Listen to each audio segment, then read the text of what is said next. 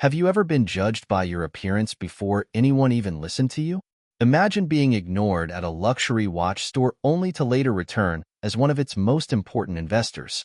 This is the remarkable story of Marcus Bryant, a man of resilience and vision, who transformed an instance of prejudice into a powerful lesson for change.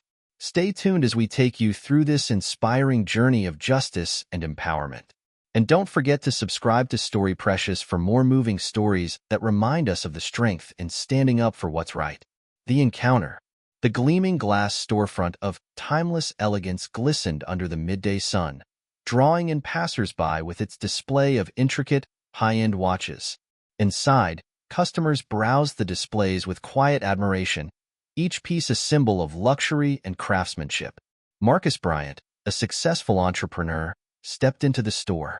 Dressed in a casual blazer, jeans, and sneakers, his confident demeanor spoke volumes. But his attire didn't scream wealth, a deliberate choice Marcus made to gauge the authenticity of customer service wherever he went. The store was quiet, its air-conditioned interior contrasting sharply with the bustling city street outside. As Marcus approached a display case, his eyes caught a sleek timepiece with a gold finish and minimalist design. He had done his research and knew exactly what he wanted to see. "Excuse me," Marcus said politely to the sales associate standing nearby, a well-dressed young man with a polished demeanor. The associate glanced at Marcus briefly, his gaze flickering over his attire before returning to the tablet in his hands. "I'll be with you shortly," he said dismissively, his tone neutral but cold. Marcus waited patiently, watching as the associate turned to greet a well-dressed couple who had just entered the store. His enthusiasm was palpable as he led them to the premium section, leaving Marcus standing alone. Minutes passed. Marcus walked to another display case, catching the attention of another employee, a middle-aged woman with a sharp expression. "Can I help you?" she asked, her tone more inquisitive than welcoming. "Yes," Marcus replied. "I'd like to see the Chronos Platinum model in this case." The woman's brows knitted slightly as she glanced at him, then at the watch. "That's one of our most exclusive pieces," she said. "Are you sure?" Marcus nodded calmly. "I'm sure."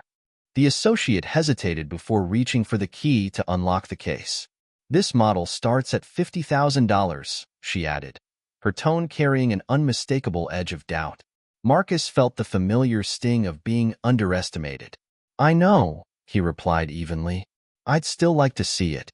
The woman sighed subtly before unlocking the case, but just as she was about to hand him the watch, the younger associate from earlier approached. "Is there an issue here?" he asked the woman, his tone pointed. "No issue," Marcus interjected, his calm voice cutting through the tension. "Just considering a purchase." The younger associate's eyes narrowed slightly.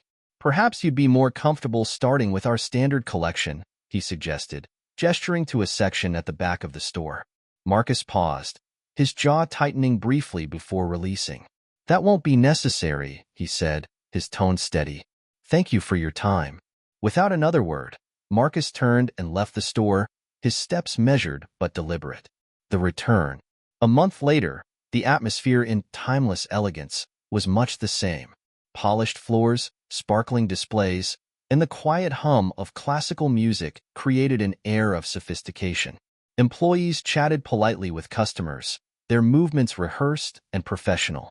But the usual rhythm was disrupted when Marcus Bryant entered once again, this time, flanked by two executives in sharp suits.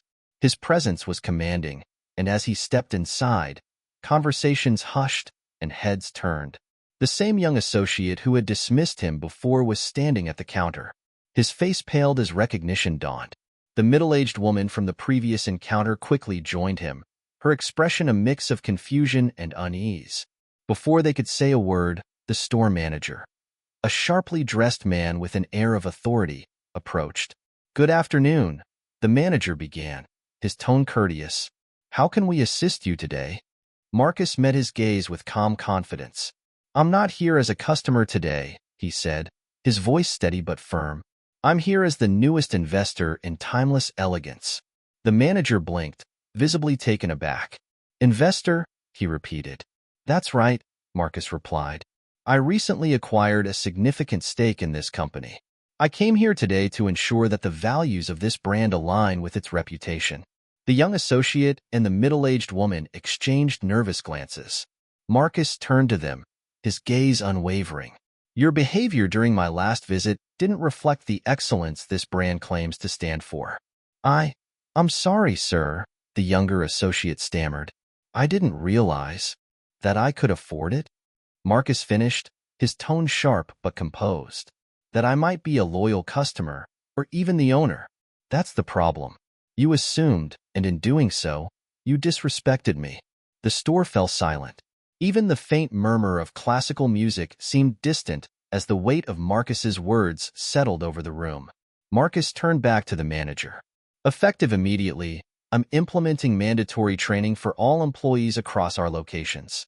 Training that emphasizes respect, inclusivity, and professionalism. There will be no room for bias or discrimination in any store bearing this name. He glanced once more at the two associates. Those who can't meet that standard will have no place here. The manager nodded, his face pale but resolute. Understood, Mr. Bryant. The transformation. Over the following weeks, changes swept through timeless elegance. Staff underwent comprehensive training, and anonymous customer feedback systems were introduced to ensure accountability at every level. Marcus visited stores regularly, engaging with employees and customers alike, ensuring that his vision of respect and excellence was upheld. The young associate and the middle-aged woman? They were replaced by professionals who embodied the new values of the brand.